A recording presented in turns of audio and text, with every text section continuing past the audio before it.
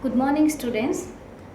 I am Rajni Gehlot, PGT English from Dhaurao Devras Saraswati Vidya Mandir. I am going to continue my chapter, The Enemy, which has been taken from the book Vistas. Okay, so I am going to tell you the summary in detail. Okay, of this chapter. Firstly, I will tell you where was Dr. Sadao's house situated. It was situated on Japanese coast. Japan का जो समुद्री किनारा था उस एक narrow बीच था जिस पर कि उनका घर जो था was a low square stone, एक स्क्वायर स्टोन के ऊपर बना हुआ था stone built house. It was set up rocks well above a narrow beach outline with bent pines and that beach was covered with bent pines. झुके हुए pines की trees से वो पूरा कवर अप था. जो बीच था समुद्री किनारा जो था एक बहुत ही नैरो बीच था ये, and it was covered with bent pines trees and also situated at the rock which was made of stone. His house was made with stones. Sadao's father had a deep concern for his son's education, and his father was very concerned about his education. Mostly parents, all the parents concerned about the study of their children. So he was also concerned for his son's education. So Sadao had been sent to America at 22 to learn all that could be learned of surgery and medicine there. So he was sent to America to complete his higher education, and he wanted to make him a surgeon, a famous surgeon or a scientist. So he was sent at the age of 22 years. So he returned at 30. After 8 years, he has become a famous surgeon and a scientist. He became not only a surgeon but also a scientist. So before the death of his father, he has become a famous surgeon and a scientist. It was the time of the World War. Japan was at war with America. Dr. Sadao had not been sent abroad with the troops. And when this chapter was written, this was the time of World War between America and Japan. And Dr. Sadao has become a famous doctor. He was a prominent doctor and a scientist also, but he was never sent with the troops by the general. Why?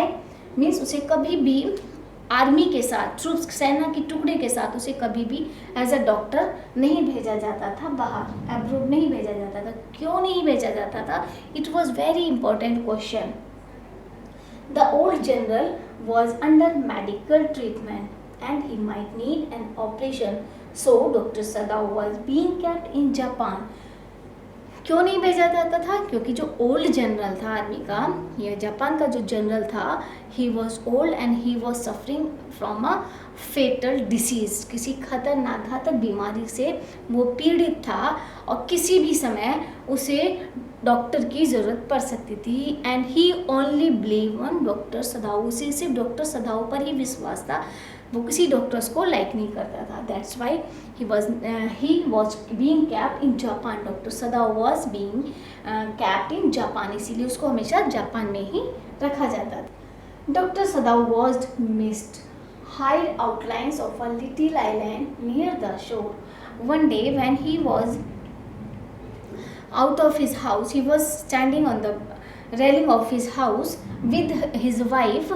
What did he notice? He noticed he was missed hide outlines of a little island near the shore. Then it came creeping up the beach below his house. His wife Hannah came out and put her hand on his arms. It gave him pleasure. Then she laid her cheek against her arms.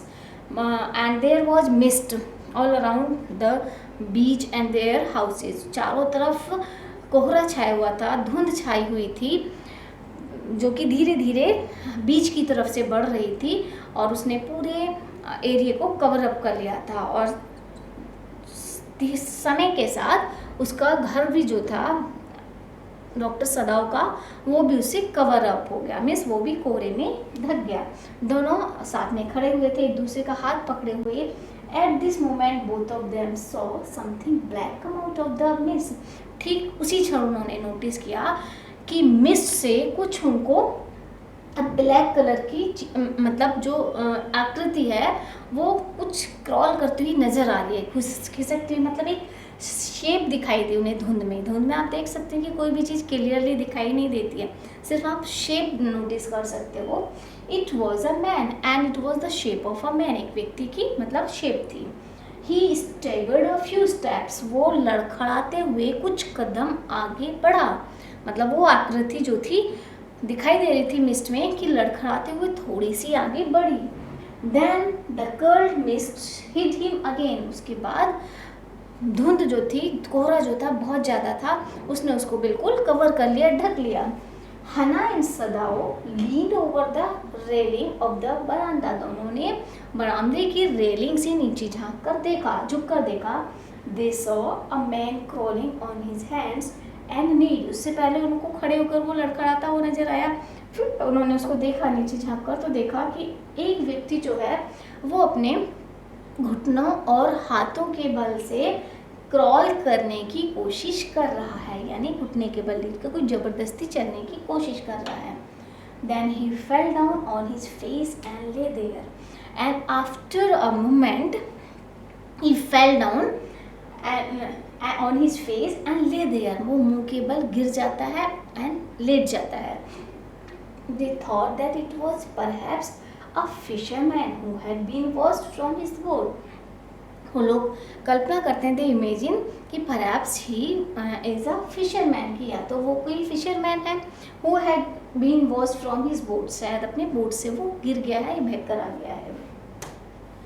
When they came towards him, they saw that he was wounded. जब वो उसके पास पहुँचे तो they noticed that he was a wounded person, कि वो एक घायल व्यक्ति है, शायद उसके कहीं घाव है। वो उन्होंने कैसे नोटिस किया, उसके पास की जो सैंड थी, जो रेत थी, वो उसने ब्लड सोक किया हुआ था, ब्लड से सनी हुई थी। He lay motionless, motionless था, he was unconscious, वो बेहोश था। They saw his face. Hannah whispered that he was a white man. Then they turned him and saw his face. उन्होंने उसको टर्न किया और उसका फेस देखा। And Hannah whispered, he is a white man. मतलब ये white man है. It means he was an American. Sadao began to search for the wound because he was a doctor. That's why his fingers tried to search the wound of that man. It has been clear that he was a wounded person, घायल है, तो his fingers started to find out the wound. Where is the wound of? And blood flowed freshly at his touch. And as his fingers touched to the wound, the blood starts to flow in a pressure. बहुत तेज़ी से fleshly at his touch, जैसे ही उसने उसको, उसकी fingers ने उस घाव को टच किया, एकदम से जो ब्लड है बहुत ही तेज़ प्रेशर के साथ बहने लगता है। In order to stanch the fearful bleeding he pack the wound with the sea moss, और उस ब्लड को कंट्रोल करने के लिए आप फर्स्ट एड ट्रीटमेंट देते हैं। तो उस समय उसके पास फर्स्ट एड बॉक्स तो था नहीं, समुद्र के किनारे पर अचानक से वहाँ गए थे, तो उसने कहा जो सी मॉस थी, समुद्र की काई टाइप का कुछ था, उसको लिया और उस घाव पर उसको कवर कर पैक कर दिया उसको, सी मॉस को। द मैन वॉज अनकॉन्शियस, दो he was unconscious, he was fainted, but when he touched his wound, when he packed his wound which was flowing the blood, so he moaned with pain in his stupor, but he did not awaken. means बेहोशी में भी वो दर्द से करहा गया था, उसकी एकदम से करहा निकल गई थी, हालांकि वो बेहोश था लेकिन होश में नहीं आया, नहीं वो जागा।